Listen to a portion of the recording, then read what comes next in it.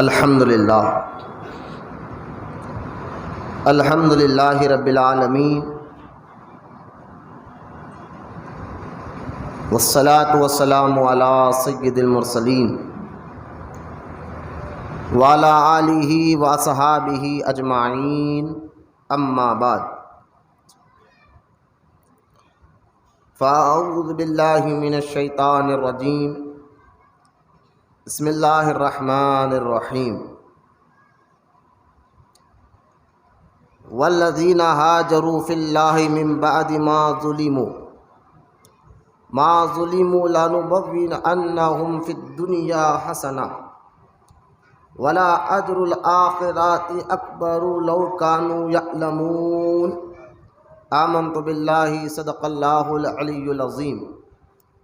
وقال اللہ تعالی فی شان حبیبہ الکریم، ان اللہ وملائکتہ یصلون علی النبی یا ایہا الذین آمنوا صلوا علیہ وسلموا تسلیما۔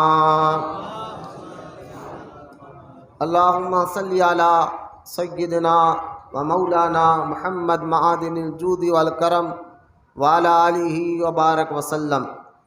صلاۃ و سلامنا علیک یا رسول اللہ صلی اللہ تعالی علیہ وآلہ وصحبہ وسلم۔ معزز سامعین، نوجوان ساتھیوں، خانقاہ محبوب اولیاء کے تمام مرید اور معتقد، السلام علیکم ورحمۃ اللہ وبرکاتہ۔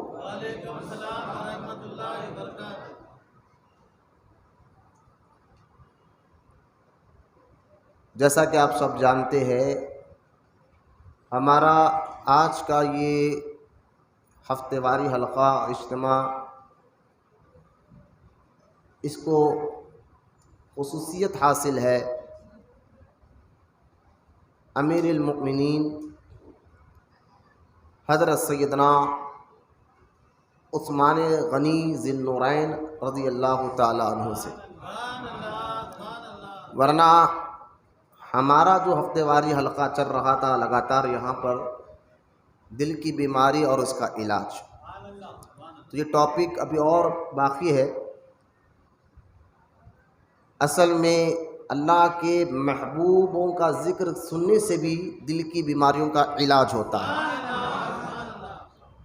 پھر محبوب بھی ایسے محبوب کہ خود مصطفیٰ جان رحمت علیہ الصلوۃ فرمائے کہ عثمان سے مجھ سے محبت ہے۔ عثمان سے کو حضرت عثمان غنی رضی اللہ تعالیٰ عنہ سے اللہ بھی محبت فرماتا ہے، رسول پاک علیہ السلام بھی محبت کرتے ہیں، تو یقیناً ان کا ذکر بھی ہمارے دلوں کی بیماری کا علاج بنے گا، اور ان کے ذریعے سے اللہ تعالیٰ ہمارے ظاہر اور باطن کو بھی پاک اور ستھرا کرے گا۔ تو انشاءاللہ آج کا یہ موضوع ہمارا ہے، اور آج الحمدللہ سارے معتقدین اور مریدوں نے مل کر جو ہے نیاز کا بھی انتظام کیا ہے، تو نماز ظہر کے بعد انشاءاللہ کھانے کا بھی انتظام ہے۔ آپ سب اطمینان سے بیٹھے، نیاز تبرکات میں بھی اللہ تعالیٰ برکتیں داخل فرماتا ہے، تو لہٰذا اس کو ضرور کھائے تاکہ ان تبرکات کے ذریعے سے بھی اللہ ہمارے باطن کو روشن کرے۔ یہ ساری تمہیدی بات سمجھنے کے بعد اگر ابھی بھی کسی کو اٹھنا ہے، جانا ہے، ادھر دیکھنا ادھر دیکھنا ہے، تو اگر محفل کے دوران ایسا کوئی کرے گا تو میں اس کو نام لے کر خاص طور میں مریدوں کو کہوں گا، تربیت میں تم لوگ زیادہ ہو، ادھر ادھر نظر نہیں رکھیں گے، بالکل توجہ کے ساتھ۔ وہ نئے لوگ ہیں ان کو تو پتہ نہیں ہے، لیکن تمہارا ذہن ایک جگہ ہونا چاہیے۔ سستی کاہلی، میں بار بار یہ حدیث مبارکہ سنا چکا ہوں، سرکار دو عالم علیہ السلام نے فرمایا سستی کاہلی سے اللہ کے رسول نے اللہ کی پناہ مانگی ہے۔ کام میں ایسے سستی دکھاؤ، سیٹ کیا کرتا ہے دیکھو پھر، لہٰذا سستی کاہلی نہیں ہونا چاہیے۔ اور یہ محفل کے آداب میں سے ہے کہ جب محفل میں بیٹھا جائے، جب جہاں قرآن حدیث کی بات ہو رہی ہو، تو بالکل سنجیدگی کے ساتھ، بالکل توجہ کے ساتھ اس کو غور سے سماعت فرمائے، تاکہ یہ ذکر کی برکت سے اللہ ہمارے مشکلوں کو دور فرمائے۔ تو لہٰذا بالکل سنجیدگی کے ساتھ میری ان باتوں کو سماعت فرمائے۔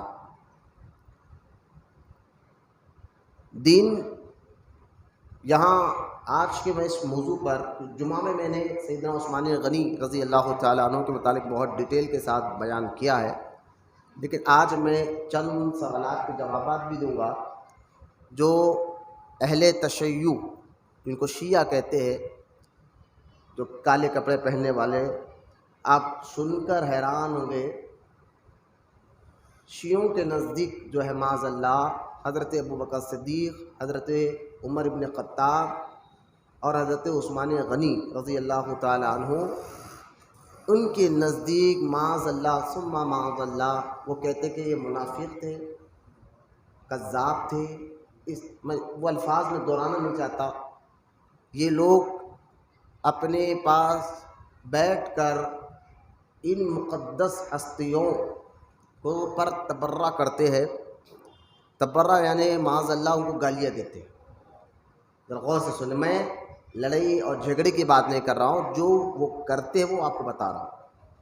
یہ ہے ان کے پاس، ان کی جماعت میں، شیعوں کی جماعت میں یہ ہے، رولز ہے ان کا، معاذ اللہ رولز، طریقہ ان لوگوں نے بنا لیا ہے کہ خاص طور شیخین اور حضرت عثمان غنی رضی اللہ تعالیٰ عنہ، پھر امیر معاویہ رضی اللہ تعالیٰ عنہ کو بھی گالیاں دیتے ہیں،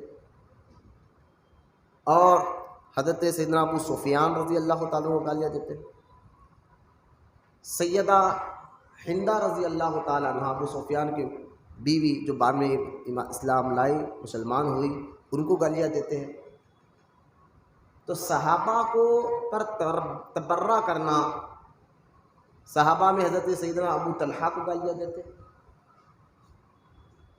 ان مقدس صحابہ پر تبرہ کرنا، گالیاں دینا شیعوں کے نزدیک معاذ اللہ عبادت کے مانند ہے۔ ذرا غور سے سنیں میری بات کو۔ یہ پھر میں رہا ہوں، لڑائی یا جھگڑے کی بات نہیں۔ آپ کبھی ایسا تو جائیے نہیں، اگر کبھی وہاں گئے، اگر یہ مقدس ہستیوں کے نام لے لے پھر وہ آپ سے لڑنے لگ جائیں گے۔ تو صحابہ پر تبرہ کرنا یہ شیعوں کا رولز ہے، طریقہ ہے، اور اپنے آپ کو علی والے کہتے ہیں، اہل بیت والے کہتے ہیں۔ وہ کہتے ہیں کہ حضرت علی علیہ السلام، یقیناً حضرت علی علیہ السلام کو کہنا، یعنی حضرت علی پر سلام ہو، یہ کہنا کوئی گناہ نہیں ہے، لیکن ساتھ میں یہ بھی تو کہو ابو بکر علیہ السلام، عمر علیہ السلام، عثمان علیہ السلام، علی علیہ السلام، حضرت ابو طلحہ علیہ السلام، حضرت زبیر بن عوام علیہ السلام، حضرت معاویہ علیہ السلام۔ یہ صرف طریقہ ملا ہے سنیوں کو، کہ سنی جو ہے جہاں اہل بیت سے محبت کرتے وہاں صحابہ سے بھی محبت کرتے ہیں۔ ابھی آ رہا ہے انشاءاللہ محرم کا مہینہ، 10 تاریخ کے دن جب بیٹھ کر ہم ڈیٹیل کے ساتھ دن میں یہاں پر ایک بڑا عظیم شان جلسہ رکھیں گے، اس میں ہم ڈیٹیل سے بات کریں گے۔ لہٰذا ایک تو ان لوگ کے جوابات آج کی تقریر میں آپ کو سمجھنا ہے، جو یہ لوگ کہہ رہے ہیں صحابہ پر تبرہ کرنا، صحابہ کو معاذ اللہ گالیاں دینا، تو یہ دین ہی ختم ہو جائے گا۔ پھر کیوں؟ اس کی وجہ میں آپ کو بتاؤں گا۔ ایک تو یہ، دوسرا یہ تو شیعہ تھے جو ابھی آپ کے سامنے میں بتا رہا تھا کہ ان لوگ کیا کیا بولتے ہیں، کیا کیا کرتے ہیں۔ دوسری بات یہ ہے کہ آج اپنے آپ کو سنی کہنے والے، یہ ہو رہا ہے، سنی کہنے والے اپنے آپ کو خانخواہ کا کہنے والے، وہ لوگ بھی آج کیا کر رہے ہیں؟ 1400 سال سے جو مسلمانوں کا عقیدہ، جو بڑے بڑے سیدوں کا عقیدہ تھا، ان باتوں کو وہ توڑ مڑوڑ کر کر آج جو ہے حضرت مولا کائنات علی مرتضیٰ رضی اللہ تعالیٰ عنہ کے متعلق باتیں کہتے ہیں کہ دمادم مست قلندر، حضرت علی کا پہلا نمبر، اس طرح کے باتیں کرتے ہیں، جبکہ ایسا نہیں ہے، تمام صحابہ میں سب سے افضل حضرت ابوبکر صدیق کا مقام ہے، اس کے بعد حضرت عمر ابن خطاب کا مقام ہے، اس کے بعد عثمان غنی ہے، اس کے بعد مولا علی ہے۔ تو یہ نعرہ قاریہ کی طرف سے شیعہ جو کہتے ہیں نا ابوبکر سے افضل حضرت علی تھے، تو یہاں سے یہ نکلا اور سنیوں میں بھی گھس گیا۔ دماغ مست قلندر ابو حضرت علی کا پہلا نمبر ایسا نہیں ہے، ابو بکر کا پہلا نمبر، عمر کا دوسرا نمبر، عثمان کا تیسرا نمبر، علی کا چوتھا نمبر۔ یہ صحیح عقیدہ تھا۔ اگر کوئی آپ کو یہ کہنے وہ سید ہے جو بول رہے ہیں فلاں فلاں بزرگ ہے، تو میں آپ کو بتا دوں سیدوں میں جو بڑے سید گزرے ہیں حضرت داتا گنج بخش لاہوری رحمۃ اللہ تعالیٰ علیہ، جن کا مزار لاہور میں ہے، جہاں خواجہ غریب نواز بھی بیٹھ کر 40 دن کا چلہ کر ان سے فیض لے رہے ہیں۔ حضرت داتا گنج بخش لاہوری رحمۃ اللہ تعالیٰ علیہ اپنی کتاب کشف الوجوب میں یہی بات لکھی کہ دمادم مست قلندر ابو بکر کا پہلا نمبر۔ بعض لوگ نہیں، وہ غوث اعظم کے بیٹے ہیں، داتا صاحب بھی غوث اعظم کے جو ہے نا تایا زاد بھائی ہے۔ امام حسن پاک کے کئی بیٹے تھے، لیکن 2 بیٹے، ایک حضرت سیدنا حسن مصنع رضی اللہ تعالیٰ عنہ امام حسن کی، اور دوسرے حضرت سیدنا زید رضی اللہ تعالیٰ عنہ۔ حضرت سیدنا امام حسن مصنع سے غوث اعظم پیدا ہوئے ان کی اولاد سے، اور حضرت سیدنا زید رضی اللہ تعالیٰ عنہ سے حضرت داتا گنج بخش لاہوری تشریف لے کر آئے ہیں۔ لہذا حضرت زید حسن مصنع کے بڑے بھائی تھے، اس لیے غوث اعظم کے تایا زاد بھائی ہوتے داتا صاحب۔ اور خود غوث پاک رضی اللہ تعالیٰ عنہ نے پیروں کے پیر امام الاولیاء، تم غوث اعظم کے بیٹے کرو، خود غوث اعظم نے اپنی کتاب غنیۃ الطالبین میں یہی عقیدہ رکھا کہ دمادم مست قلندر ابو بکر کا پہلا نمبر۔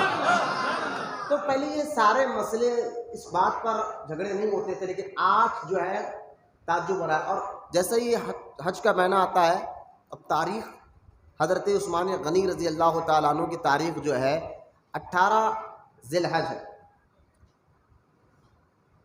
ایک روایت میں ہے 12 ہے، ایک میں 18 ہے، ایک میں 24 بھی ہے۔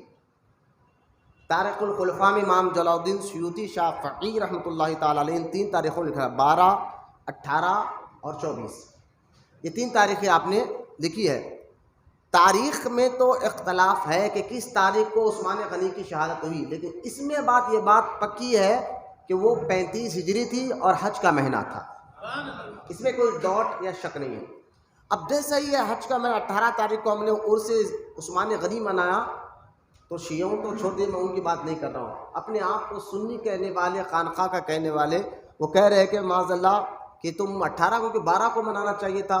18 کو تو جو ہے نا حضرت علی رضی اللہ تعالیٰ عنہ کو سرکار نے جو ہے مولا کا خطاب عطا فرمایا تھا۔ بالکل صحیح ہے، کون سنی اس بات کا انکار کرتا ہے؟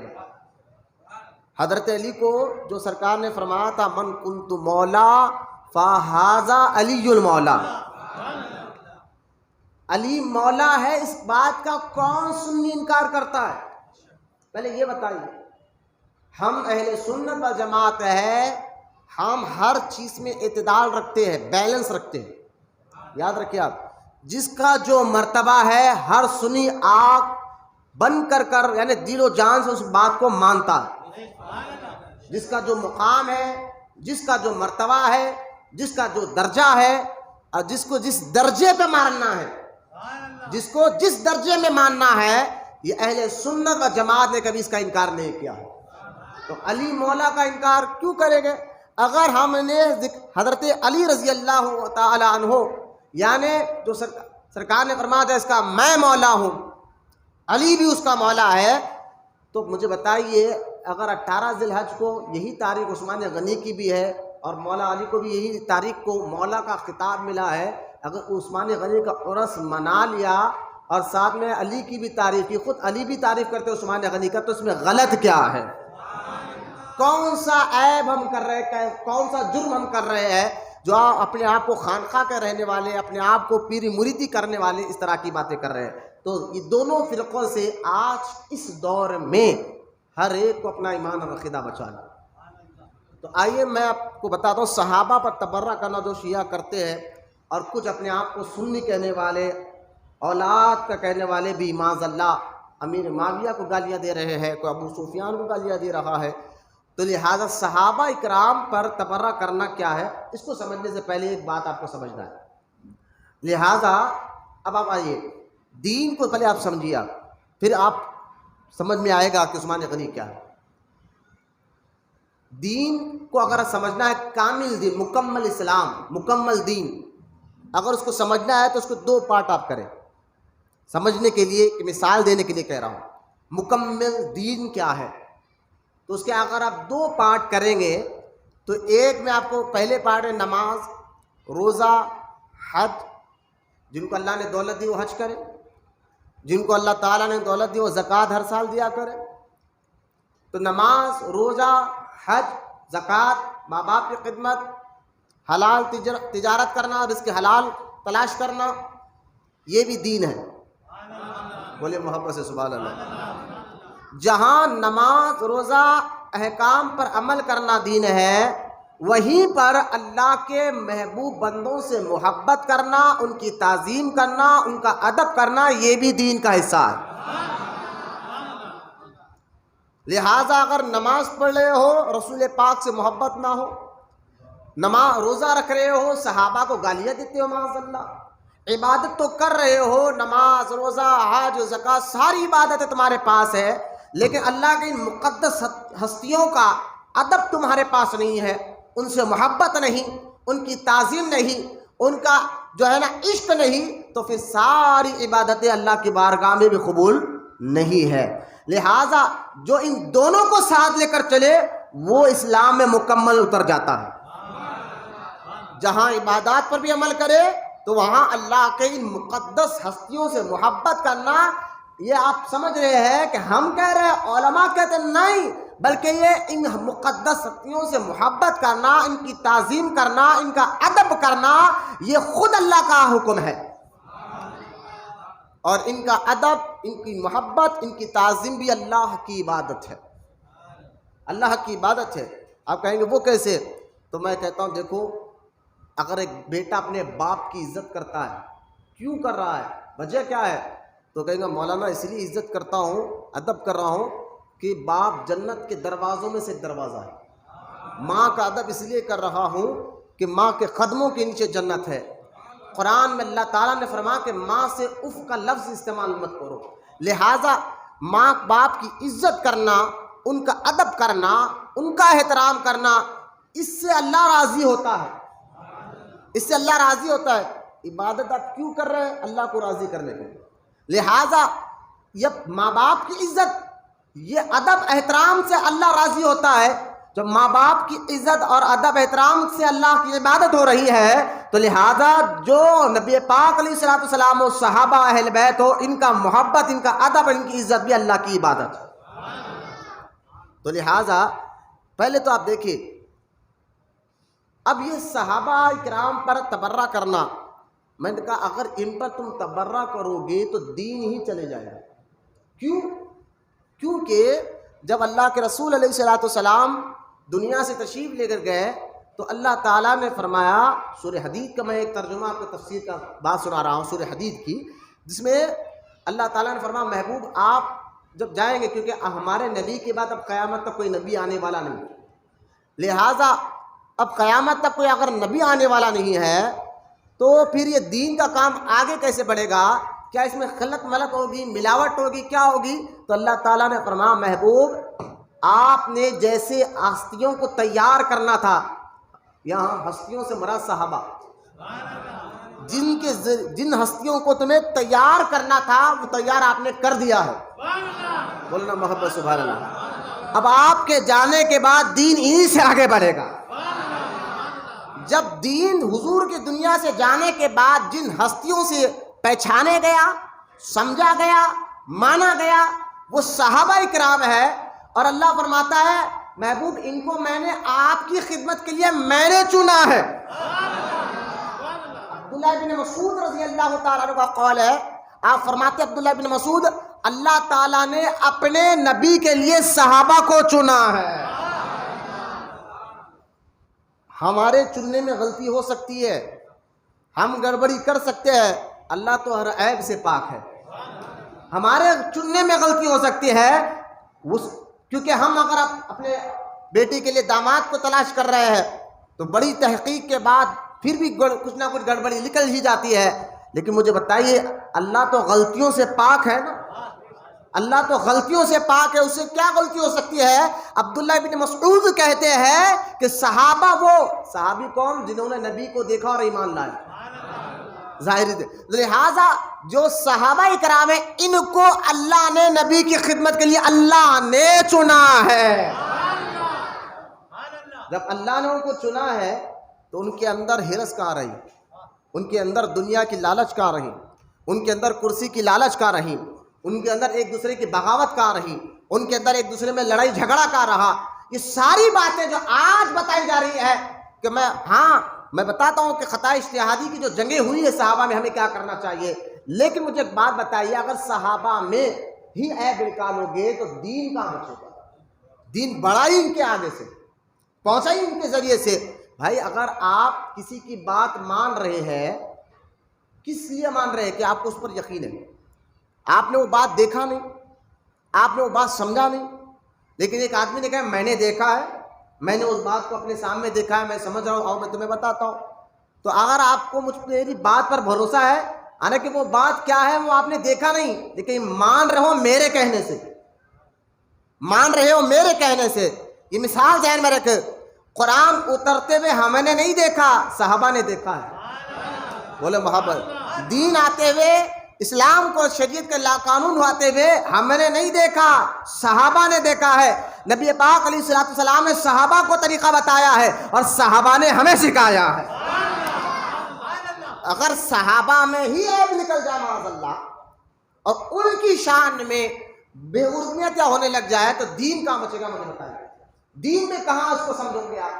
بنیاد ہے صحابہ، تو لہٰذا عدل اعتدال رکھنا آپ کے لیے ضروری ہے کہ صحابہ اکرام کے، اس لیے حضور نے فرمایا میرے جانے کے بعد میرے صحابہ پر گالی مت دو، سرکار نے فرمایا ان پر لام تان مت کرو۔ لہٰذا سرکار فرماتے ہیں میرے صحابہ تاروں کی مانند ہے، تم کسی ایک کی بھی پیروی کرو منزل تک پہنچ جاؤ گے۔ اور یہاں تک کہ اللہ کے رسول علیہ الصلوۃ والسلام نے فرمایا جس نے صحابہ سے محبت کی اس نے مجھ سے محبت کی، اور جس نے مجھ سے محبت کی اس نے اللہ سے محبت کی۔ صحابہ میں اہل بیت بھی آ گئے، ہاں حضرت علی بھی آ گئے، صحابہ میں امام حسن بھی آ گئے، صحابہ میں امام حسین بھی آ گئے۔ لہٰذا جس نے صحابہ سے محبت کی، سرکار فرماتے اس نے مجھ سے محبت کی، اور جس نے مجھ سے محبت کی اس نے اللہ سے محبت کی۔ اگر اللہ سے محبت ہو تو صحابہ پر بکو مت۔ میں شیعوں کو نہیں کہہ رہا، میں ان سنیوں کو کہہ رہا ہوں جو امیر معاویہ پر بک رہے ہیں، جو اپنے آپ کو سنی بھی کہہ رہے ہیں۔ مجھے بتائیے اگر اب یہ بات بولا جائے، اب ایک صاحب آ کے بولنے لگے بخاری میں حدیث ہے، بولے کون سی حدیث ہے؟ بولے بخاری میں ہے، مسلم میں حدیث مبارکہ ہے۔ بولے کیا؟ میں طریقہ بتا رہا ہوں، کہیں پر اگر کوئی حدیث میں آپ کا ایسا معاملہ مل بھی جائے، سننا ذرا غور سے، جس میں یہ معلوم ہو رہا ہے کہ امیر معاویہ نے سختی کی یا فلاں فلاں صحابی نے ایک دوسرے پر سختی کی، حدیث میں آیا ہے، اب کیا کریں؟ لوگ آ کر بتاتے ہیں پھر فلاں صحابی نے تو ایسے ایسے بات کرے، یہ کام کیا، یہ کیا بخاری میں حدیث ہے، مسلم میں حدیث ہے۔ ہم کہتے ہیں سنو، اگر تاریخ کی بات میں کہیں پر صحابہ میں اگر کوئی ایسی بات ظاہر بھی ہو جائے، حدیث میں کوئی ایسی بات سمجھ میں بھی آ جائے، ذرا روح سنے یا میری بات کو سمجھے کہ جہاں ایک صحابی کہہ رہے کہ فلاں نے ایسا کیا تھا، فلاں نے ایسا کیا تھا، اور یہ حدیث، میں آپ کو ایک روز بتا رہا، اگر کوئی آ کر یہ کہے کہ صحابہ میں ایسا جنگ ہوئی تھی، فلاں یہ بات انہوں نے ایسا کہا تھا، ایسا کہا تھا، لہٰذا یہ ساری باتیں اگر حدیث میں آ بھی گئی تو آپ اس کو صرف ایک جواب دینا ہے اس خارجی ذہن والے کو، ایک تفضیلی ذہن والے کو، ٹھیک ہے حدیث میں آیا ہے فلاں صحابی نے ایسا کیا، فلاں صحابی نے ایسا کیا، آیا ہے بخاری میں آیا ہے، مسلم میں آیا ہے، چلو ٹھیک ہے مانتے ہیں۔ کیا اس کو مطلب یہ کہ تم ان کو گالیاں دو گے؟ تو قطع اجتہادی تھی، وہ تھی، وہ ڈیٹیل الگ ہے، اس کی حدیث کی شرح الگ ہے، لیکن اس سے بڑا مضبوط جواب اس کا یہ دینا کہ ٹھیک ہے مانتے ہیں بھائی، آیا ہے بخاری میں، آیا ہے مسلم میں آیا ہے، لیکن مجھے ایک بات بتاؤ، جہاں اللہ تعالیٰ نے 10ویں پارے سورہ حدید میں یہ اعلان کر دیا، اللہ نے جب قرآن میں آیت اتار دی کہ محبوب ہم نے تیرے تمام صحابہ سے وعدہ کر لیا ہے جنت کا، بولو محبت سے سبحان اللہ۔ سورہ حدید آیت نمبر 10 اٹھا کر دے، کلن وعد اللہ، اللہ نے وعدہ کر لیا ہے صحابہ سے جنت کا، اور اللہ فرماتا ہے رضی اللہ تعالی عنہ ورضوا عنہ، اے محبوب میں ان سے راضی ہوں اور یہ مجھ سے راضی ہے۔ اگر حدیث بھی آ گئے، اب قرآن کی آیت میں خاموش ہو جاؤ، بخاری کی حدیث ہو، مسلم کی حدیث ہو کہ فلاں صحابی نے ایسا کیا تھا، فلاں صحابی نے ایسا کیا تھا، میں کہا خاموش ہو، صحابہ ہی اسلام پہنچانے کی بنیاد ہے۔ ارے ویسا بخاری میں کہا قرآن کی آیت پڑھ لو، اللہ کا فیصلہ سن لو، وَكُلًّا وَعَدَ اللَّهُ، اللہ نے کہا تمام، کل کہتے سب کو، محبوب تیرے تمام صحابہ سے میں راضی ہو چکا ہوں۔ جب تمام صحابہ سے اللہ راضی ہو گیا تو یہ سارے واقعات جو قطع اجتہادی کے تھے وہ دین کے لیے ہی جنگیں تھی، وہ دین ہی کو بتانے کے لیے جنگیں تھی، لیکن اس کا مطلب یہ نہیں ہے کہ تم ان کو گالیاں دو گے۔ اب جہاں سے قرآن نے بتا دیا جب اللہ ان سے راضی ہے اور اللہ کہہ رہا ہے محبوب ہم ان سے راضی یا مجھ سے راضی، تو اب کوئی کتنا بڑا پیر بھی آ کر کہے کہ معاذ اللہ امیر معاویہ کی شان میں، ہم اس کو پیر ماننے کے لیے تیار نہیں ہیں۔ یہ فیصلہ سن لیے خانقاہ محبوب اولیاء سے، اور کوئی کتنا بڑا پیر ہو، کتنا بڑا مرشد ہو، اپنے آپ کو سید کہے، اپنے آپ کو غوث کا بیٹا کہے اور گالیاں امیر معاویہ کو دے، تو ہم کہنا سید صاحب آپ غلط ہو سکتے ہیں، اللہ کا کلام غلط نہیں ہو سکتا، کیونکہ قرآن میں جب اللہ نے وعدہ کر لیا کہ میں ان سے راضی ہوں، تو آپ کون ہیں ان کو بولنے والے؟ بس یہ آیت پر بات ختم کر دینا۔ اب بخاری کی حدیث ہو، مسلم کی حدیث ہو، ترمذی کی حدیث پاک ہو، کتنے بھی حدیث سنانا، آپ اللہ کا کلام سنائیں۔ اللہ راضی ہے یا نہیں ہے تو خاموش رہو۔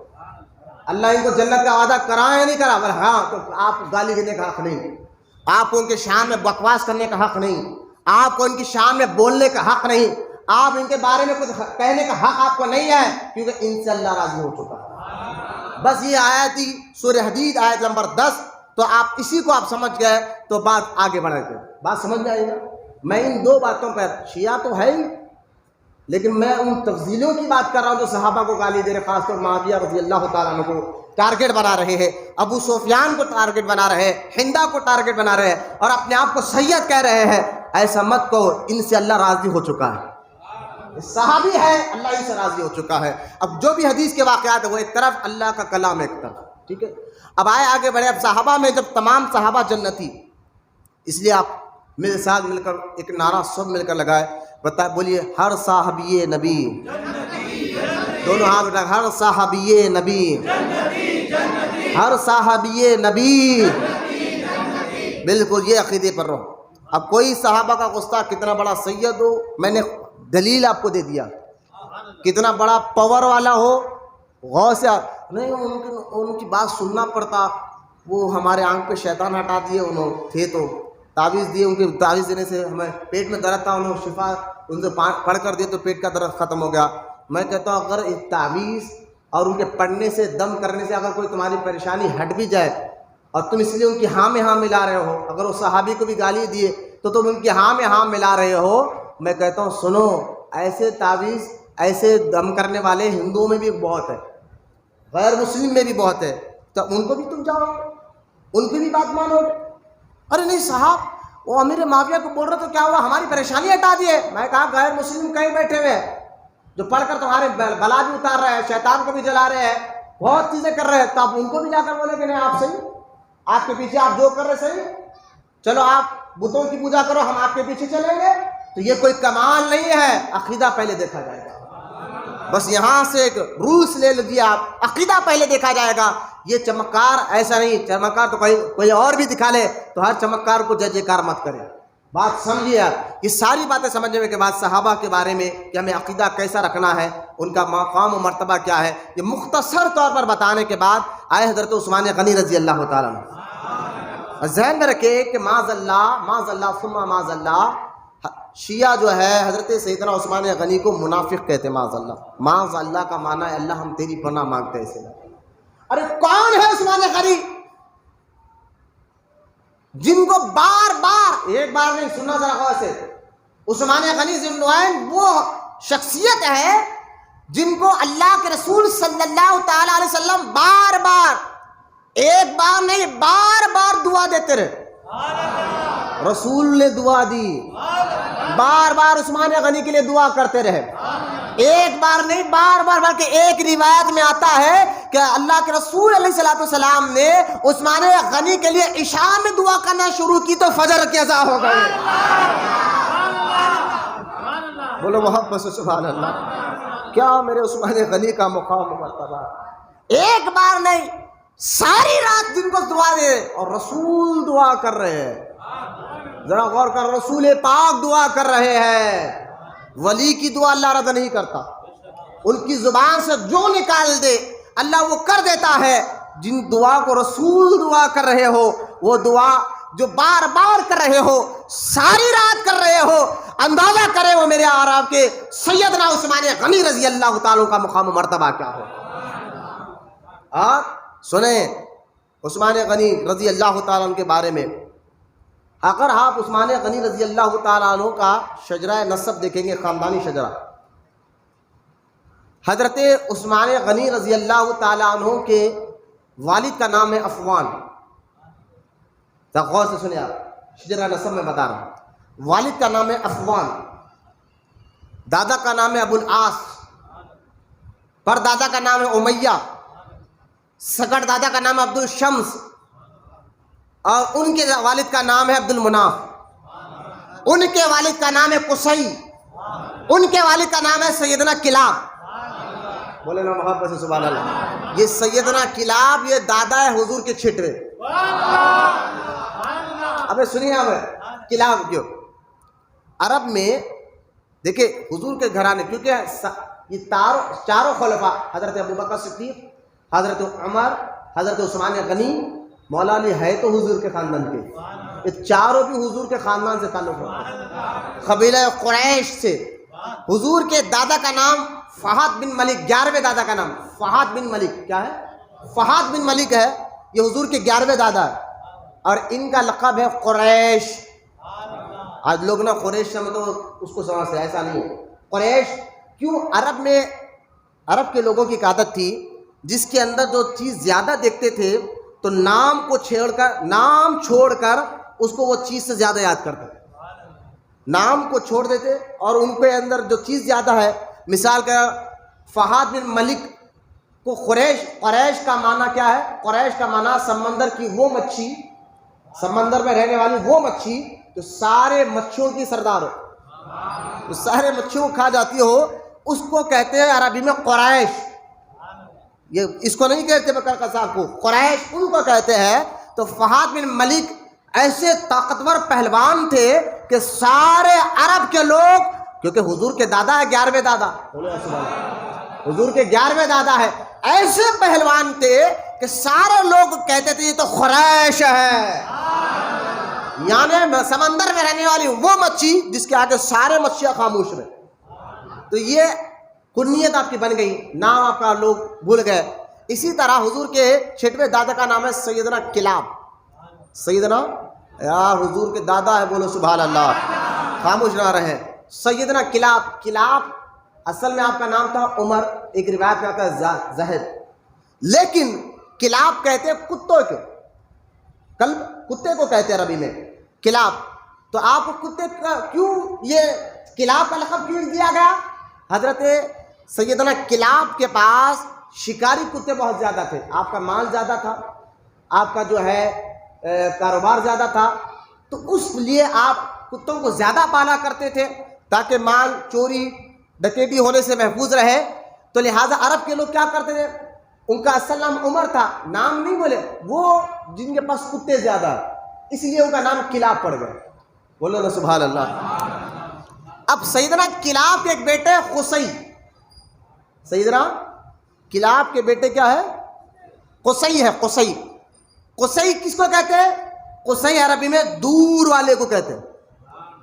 آپ کے دادا سیدنا کلاب نے عرب والوں سے اس بات پر جھگڑا کیا تھا کہ ہم اللہ کے علاوہ کسی کی عبادت نہیں کریں گے۔ بولو نا سبحان اللہ۔ کیونکہ حضور کا خاندان دین ابراہیمی میں تھا، دین ابراہیمی میں تھا، وہ اللہ ہی کی عبادت کرتے تھے۔ تو سیدنا قصی کو دور والا کیوں کہا گیا؟ قصی کا معنی دور ہونے والا۔ تو لہذا سیدنا کلاب نے جہاں آپ نے جنگ کی تھی مکے کے مشرکین سے، وہ اس بات پر کہ ہم اللہ کی عبادت کریں گے، ہم اللہ کی ہی عبادت کریں گے، تو لہٰذا عرب کے لوگ زیادہ تھے تو انہوں نے زور زیادہ دکھایا جو مشرکین نے، تو آپ کو مکہ چھوڑنا پڑا۔ آپ ملک کے شام کے قریب حضور کے 5ویں دادا قصی پیدا ہوئے۔ کہاں پیدا ہوئے؟ مکے میں نہیں، ملک کے شام کے قریب پیدا ہوئے، اس لیے آپ کو قصی کہتے ہیں۔ بولے یار سبحان اللہ۔ پھر یہ جب مکہ آئے، بعد میں حالات سدھرنے کے بعد ان کے 2 بیٹے، سیدنا کلاب کے بیٹے قصی، قصی کے 2 بیٹے، قصی کے ایک بیٹے ہیں ان کا نام ہے عبد المناف۔ آپ غور کریں، سیدنا کلاب کے بیٹے قصی، قصی کے بیٹے عبد المناف، ان کے 2 بیٹے، ایک کا نام ہاشم اور ایک کا نام عبد الشمس۔ یہ لقب پڑ گیا آپ کا، عبد الشمس۔ ایک کا نام ہاشم، ایک کا نام عبد الشمس۔ ہاشم سے حضور پیدا ہوئے، ہاشم کی اولاد سے حضور پیدا ہوئے، عبد الشمس کی اولاد میں عثمان غنی پیدا ہوئے۔ اوپر جا کر دیکھ عثمان غنی کا شجرہ حضور سے مل رہا۔ دیکھیں عبد المناف کے جو 2 بیٹے ہیں، حضرت ہاشم، ہاشم کے بیٹے عبد المطلب، عبد المطلب کے بیٹے عبداللہ، عبداللہ کے بیٹے محمد رسول اللہ۔ اب ادھر دیکھیں عبد الشمس کے دوسرے بیٹے، عبد المناف کے دوسرے بیٹے عبد الشمس، ان کے بیٹے امیہ، اس لیے اس قافلے کو بنو امیہ بھی کہتے ہیں۔ بنو امیہ کو گالیاں دیتے ہیں، بھائی گالیاں دو، بنو امیہ کو اگر گالی دے رہے ہیں تو اس کا مراد یزید ہے۔ اب جہاں بنو امیہ کی تعریف کریں گے اس سے مراد عثمان غنی ہے، اس سے مراد معاویہ ہے رضی اللہ تعالیٰ عنہ۔ لہٰذا عبد الشمس کے دوسرے بیٹے، عبد المناف کے دوسرے بیٹے عبد الشمس، ان کے بیٹے امیہ، ان کے بیٹے ابو العاص، ان کے بیٹے عفوان، ان کے بیٹے عثمان غنی۔ بولے نا محبت سے سبحان اللہ۔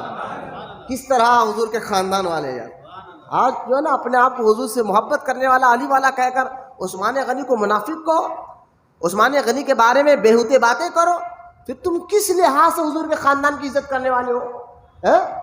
تو لہٰذا اب غور کریں، یہ تو والد کی طرف سے میں نے شجرہ آپ کے سامنے رکھا، آئیے والدہ کی طرف سے۔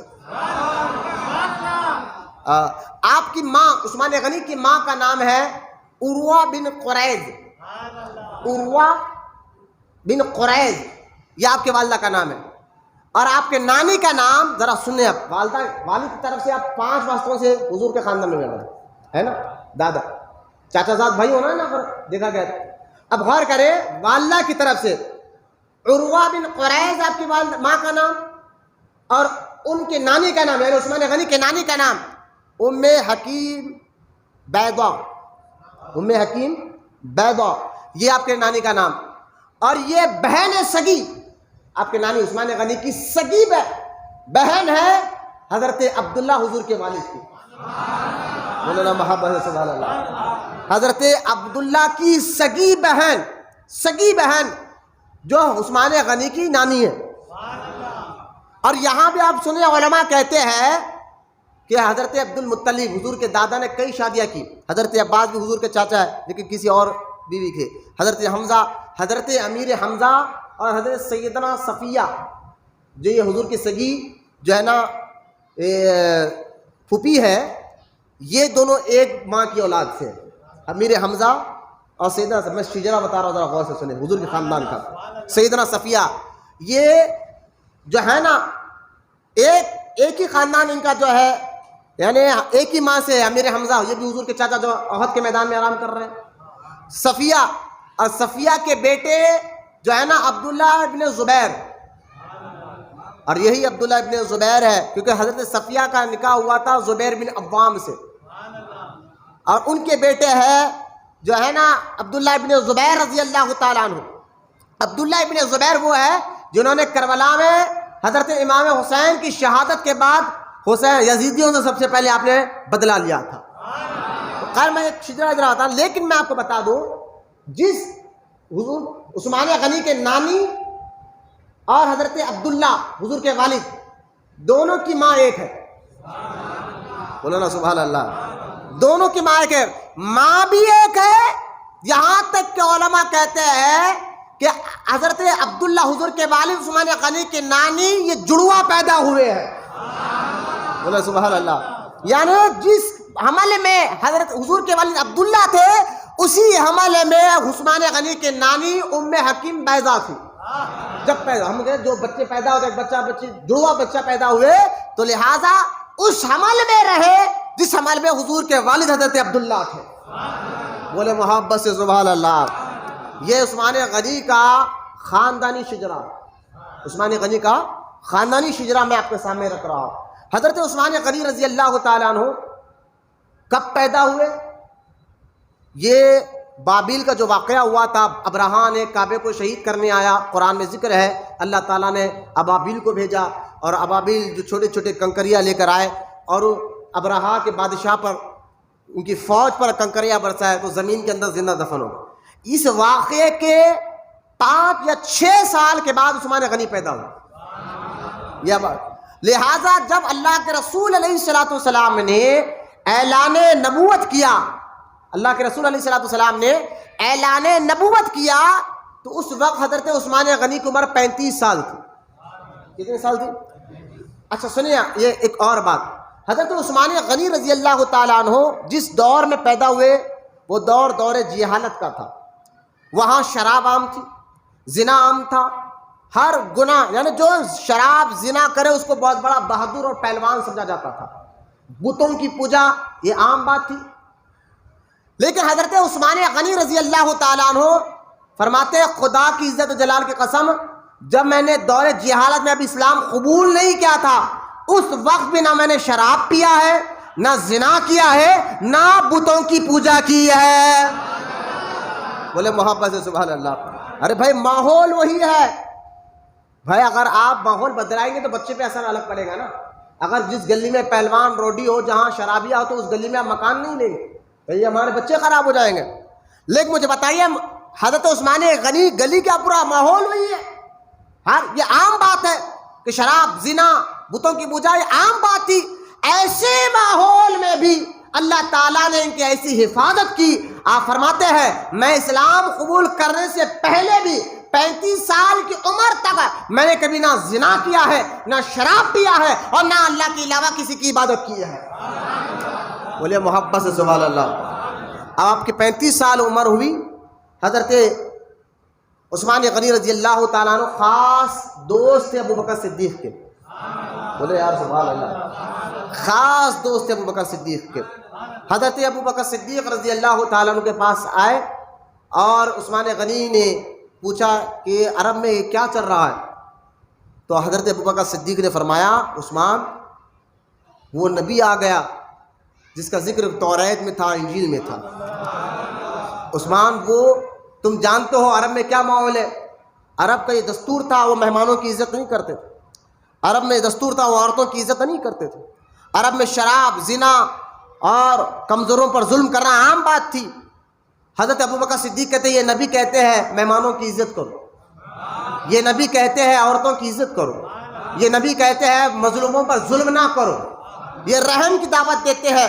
تو یہ ساری باتیں حضرت عثمان غنی سنے، خاموشی سے ساری باتیں ابو بکر صدیق کے سن کر کہہ رہے تھے کہ اے ابو بکر میں بھی یہ ساری چیزیں دیکھتا تھا تو میری عقل بھی گوارا کرتی تھی کہ یہ کام غلط ہو رہا ہے، مہمانوں کو بے عزت کرنا، عورتوں کو بے عزت کرنا، مظلوموں پر ظلم کرنا، یہ میری عقل بھی اس بات کو نہیں مانتی تھی، تو لہٰذا میں بھی اس پر غور کر رہا تھا۔ لیکن آج جس نبی کا تم ذکر کر رہے ہو وہ نبی کہتے ہیں کہ عورتوں کی عزت کرو، وہ نبی کہتے ہیں مہمانوں کی عزت کرو، وہ نبی کہتے ہیں مظلوموں پر بلا بلا وجہ ظلم نہ کرو. لہٰذا یقیناً یہ جو بات کہہ رہے ہیں فطرت کے تحت کہہ رہے ہیں, ان کی ہر بات سچی ہے, ان کا ہر کہنا سچا ہے. اے ابو بکر ابھی ان کے پاس لے کر چلو, میں ان کے ہاتھ پر اسلام قبول کرنا چاہتا ہوں. حضرت عثمان غنی رضی اللہ تعالیٰ عنہ 35 سال کی عمر میں ابو بکر کے کہنے پر حضور کی بارگاہ میں آئے اور اسلام قبول کیا. اور حضرت عثمان غنی رضی اللہ تعالیٰ عنہ, یا غور سے سنیں کہ حضرت عثمان غنی رضی اللہ تعالیٰ عنہ اپنے دور میں بہت زیادہ مالدار تاجر تھے. آپ کا اسی دور میں کئی پراپرٹیز تھی, کئی کروڑ روپے کا کاروبار, لین دین, میں سمجھانے کے لیے کہہ رہا ہوں, کروڑوں روپے کا لین دین کا کاروبار تھا. جب آپ اسلام قبول کرے, آپ جب اسلام قبول کرے تو آپ اس وقت 5ویں یا 4تھے مسلمان تھے. اب اسلام میں مسلمان حضرت ابو بکر سب سے پہلے, عورتوں میں حضرت بی بی خدیجہ, بچوں میں حضرت مولا علی, اور غلاموں میں حضرت زید. یہ تو مسئلہ. اب اسلام بھائی چاروں طرف.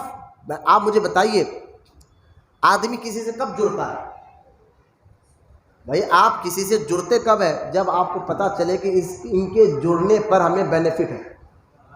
ہاں, ان سے جڑو تو ہمیں فائدہ ہے. اگر ان سے بات بہیں گے, جس آدمی کو آپ کو معلوم ہو جائے ان سے جڑنے سے مجھے فائدہ ملتا ہے تو آپ اسی سے دوستی کریں گے, اسی کے قریب جائیں گے. آپ کو اگر اب پتا چلے کہ جن سے جڑنے پر تمہاری جان چلے جا سکتی ہے, تمہیں مار دیا جا سکتا ہے, تمہارا مال لوٹ لیا جا سکتا ہے, آپ ملیں گے اس سے, کیونکہ آدمی کی فطرت ہے, اسی سے ملتا ہے, اسی سے اپنا دوستانہ تعلق رکھتا ہے جس کو پتا چلے اس سے ہمیں ملنے سے بینیفٹ ہے, فائدہ ہے. اگر اس کو پتا چل جائے, مل جائے, اگر ہم اس سے ملیں گے تو اس کے دشمن ہمارے دشمن ہو جائیں گے, ہمیں مار دیں گے, ہمیں قتل کر دیں گے. ہم روڈیوں پہلوانوں کے قریب کیوں نہیں جاتے؟ کیونکہ ان کی دوستی سے ہمیں خطرہ ہے, ایمان کا بھی, جان کا بھی. لہٰذا میں سمجھانے کے لیے, یہ آدمی کی فطرت ہے, بینیفٹ اسی سے لیتا ہے, اسی سے جڑتا ہے جس سے بینیفٹ نکلتا, جس سے جڑنے پر فائدہ ہو. مجھے بتائیے, سارا عرب دشمن تھا محمد رسول اللہ کا, سارا عرب دشمن تھا, اور ابو بکر ساتھ ہے. سارا عرب دشمن تھا, خدیجہ الکبریٰ ساتھ ہے. سارا عرب دشمن تھا, مولا علی ساتھ ہے. سارا عرب دشمن تھا, عثمان غنی ساتھ ہے. سارا عرب دشمن تھا, صحابہ ساتھ ہے. مت بولو صحابہ کی خارج, مت بولو صحابہ کی قربانیوں کو, مت بولو, مت ان کے شان میں گستاخیاں کرو. ارے وہ صحابہ جنہوں نے اپنے نہ مال کا پرواہ کی, نہ جان کی پرواہ کی, ایسے ماحول میں جہاں حضور سے جڑنا موت کو دعوت دینا ہے, ہر صحابی نے کہا فدا کا ابی یا امی یا رسول اللہ. ایسے ماحول میں وہ تو یہی کہتے تھے, یا رسول اللہ میرے باپ بھی آپ پر قربان ہے, میری ماں بھی آپ پر قربان ہے. مت بکو صحابہ کی شان میں, مت گالیاں دو صحابہ کو. اس لیے اللہ نے ان کی قربانیوں کو یاد کرتے ہوئے قرآن پاک سورہ حدید میں کہتا ہے, محبوب جو مکہ فتح ہونے سے پہلے تیرے مسلمان ہوئے, اور وہ ان سے افضل ہے جو مکہ فتح ہونے کے بعد مسلمان ہو. لیکن محبوب تیرے پاس جو پہلے مسلمان ہو, جو بعد میں مسلمان ہو, ہے تو میں سب سے راضی. بولو یا سبحان اللہ, ہوں تو میں سب سے راضی. حضرت امیر معاویہ مکہ فتح ہونے کے بعد مسلمان ہوئے. لہذا اللہ کہتا ہے پیارے یہ اور بات ہے, ان کا درجہ بڑا ہے, جنہوں نے ابھی مکہ فتح نہیں ہوا تھا تجھ پر مسلمان لا چکے تھے, ان کا رتبہ مرتبہ بڑا ہے. میں ان سے بھی راضی ہوں اور میں ان سے بھی راضی ہوں جنہوں نے مکہ فتح ہونے کے بعد اسلام قبول کیا. بولو نا سبحان اللہ. یہ مزاج کو ذرا غور کرے. ارے یار حضور کے ساتھ ہو تو ساری دولت چلی جا سکتی ہے. جو ایسے وقت میں حضور کی زندگی میں آئے, کلمہ پڑھا, جہاں سارا عرب دشمن تھا. ارے جہاں کاروبار کی کیا ہے, پیسہ کیا ہوگا, عزت کیا ہوگا, شہرت کیا ہوگا, پرواہ نہیں, حضور سلامت و سب سلامت. کیا ایمان تھا صحابہ. آج ہمارا حال دیکھیں, آپ کوئی ڈر کے گھور کے دیکھے تو ہم اس مسجد میں نہ جائیں. ہم سنیت کا کام کے لیے اگر کوئی پہلوان ڈرا دے تو ہمارے ماں باپ جانے نہ دے. تو کیا ہے صحابہ کا ایمان کا, نہ زندگی کی پرواہ, جبکہ معلوم ہے ساتھ رہیں گے تو 100% جان جانے والی ہے. معلوم ہے حضور کے ساتھ رہے, لیکن سب کچھ قربان کر کر حضور کے ساتھ رہے. ان قربانیوں کو یاد رکھنا صحابہ کے بولنے سے پہلے، ان وقتوں کو تم یاد رکھنا صحابہ پر بولنے سے پہلے۔ ایسے ملا، ایسے مرشدوں کو ہم بالکل خاطر نہیں کریں گے جو صحابہ کو گالیاں دے رہے ہیں۔ میرا مراد شیعہ تو ہے ہی نہیں، ہم ان کو مسلمان ہی نہیں سمجھتے، لیکن اپنے آپ کو سنی کہہ کر اپنے آپ کو تفضیلی بنا رہے ہو۔ ہم ایسوں سے تعلق نہیں ہے، ایسے خانخواہوں سے ہمارا تعلق نہیں ہونا چاہیے جو صحابہ کو گالیاں دے، جو امیر معاویہ کو گالیاں دے۔